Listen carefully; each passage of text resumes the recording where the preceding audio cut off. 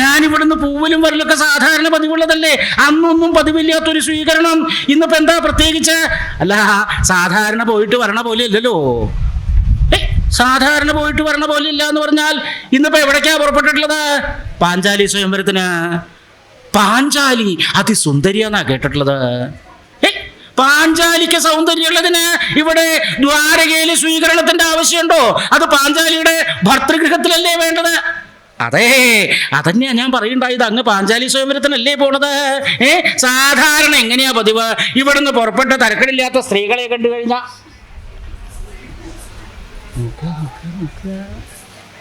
കേട്ടോ, ഇവിടെ അങ്ങോട്ട് കൂടെ കൂട്ടുക, തീർച്ചയാക്കും കയ്യോടെ പിടിച്ചിങ്ങോട്ട് കൂട്ടിക്കൊണ്ടിരും. സാധാരണ അങ്ങനെയല്ലേ പതിവ്.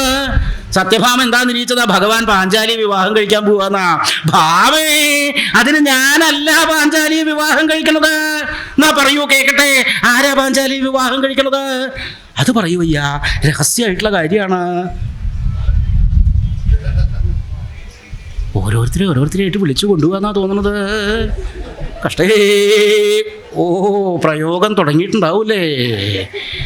വെറുതെ അല്ല കേട്ടോ ഇത്ര നേരം കാത്തിരുന്നത്. ഇപ്പം എന്നെ കാത്തിരുന്നതല്ല, എനിക്ക് നല്ല നിശ്ചയുണ്ട്.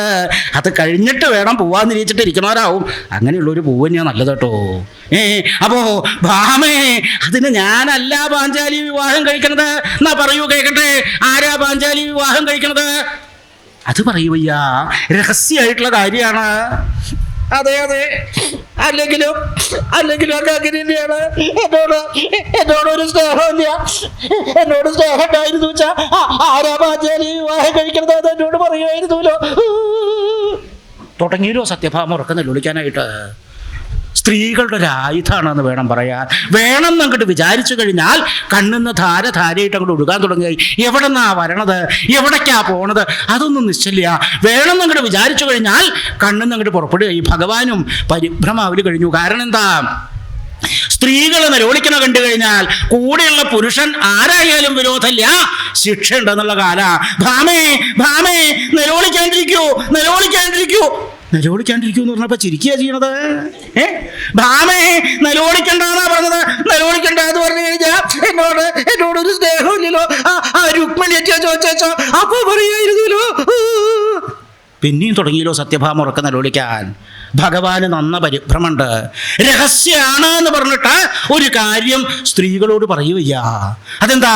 രഹസ്യമാണ് എന്ന് പറഞ്ഞിട്ട് പറഞ്ഞു കഴിഞ്ഞാൽ പിറ്റേ ദിവസം വെളിച്ചാവാൻ കാത്തിരിക്കും. ഇതെങ്ങനെയെങ്കിലും ഒന്ന് പരസ്യമാക്കണല്ലോ എന്ന് ഇരിച്ചിട്ട്.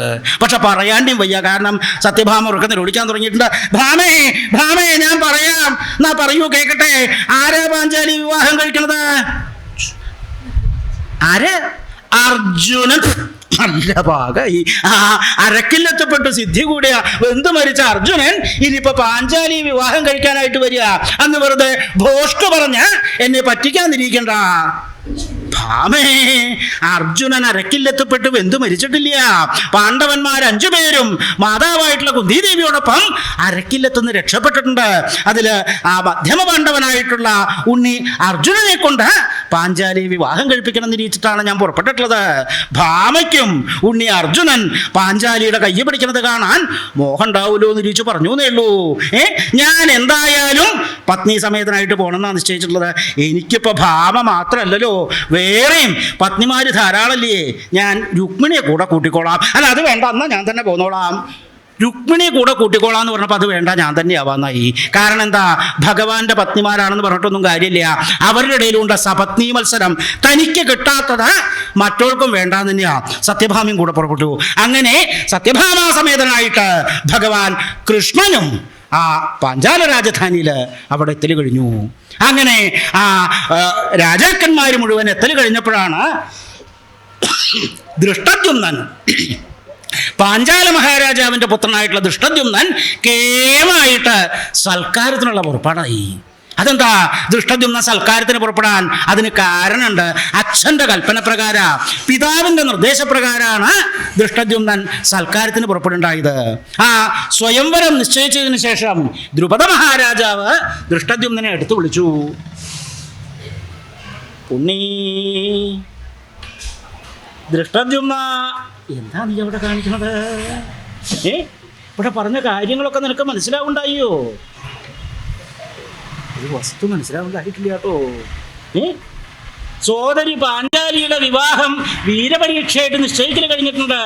ഭൂമണ്ഡലവർത്തികളായിട്ടുള്ള രാജാക്കന്മാരെ മുഴുവൻ ക്ഷണിക്കലും കഴിഞ്ഞിട്ടുണ്ട്. ഓരോരുത്തരായിട്ട് എത്താൻ തുടങ്ങിയിട്ടുണ്ട്. അപ്പൊ അവരെയൊക്കെ സൽക്കരിക്കേണ്ട ചുമതല ഞാൻ ഉണ്ണിയാണ് ഏൽപ്പിക്കണത്. എങ്ങനെയാ? സന്തോഷമായി കേട്ടോ. ആ സൽക്കാരത്തിന്റെ ചുമതല ഉണ്ണിക്കാണ് എന്നിങ്ങനെയുള്ള അച്ഛന്റെ കൽപ്പന പ്രകാരമാണ് ദൃഷ്ടദ്യുമ്നൻ സൽക്കാരത്തിന് പുറപ്പെട്ടത്. ദൃഷ്ടദ്യുമ്നൻ ആലോചിച്ചു, ഈ സൽക്കാരമൊക്കെ നേരെയാവണമെങ്കിൽ നന്ന ഞെരുക്ക, എളുപ്പം കഴിയും ആളുകൾക്ക് മുഷിയല്. തന്നെ സൽക്കരിച്ചത് പോരാ, തന്നേക്കാ മോശക്കാരനായിട്ടുള്ള ഒരാളെ കുറച്ചും കൂടി കേമായിട്ട് സൽക്കരിച്ചു എന്നൊക്കെ പറഞ്ഞിട്ട് അപ്പൊ അതിനൊന്നും ഇട കൊടുക്കണ്ടെന്നിരിച്ചു. ഓരോരോ ചുമതലകള് ഓരോരോ സജീവന്മാരെ മന്ത്രിമാരെയൊക്കെ ആയിട്ട് ഏൽപ്പിക്കുക. തീർച്ചയായും എന്തൊക്കെയാ വേണ്ടത്? അനവധി ആൾക്കാർ വരും. അപ്പോൾ അവർക്കൊക്കെ താമസിക്കാനായിട്ട് ഭവനങ്ങള് മന്ദിരങ്ങൾ വേണം. അതിൻ്റെ ചുമതല ഇപ്പോൾ ആരെ ഏൽപ്പിക്കുക? ഭവന നിർമ്മാണം, മരാമത്ത്.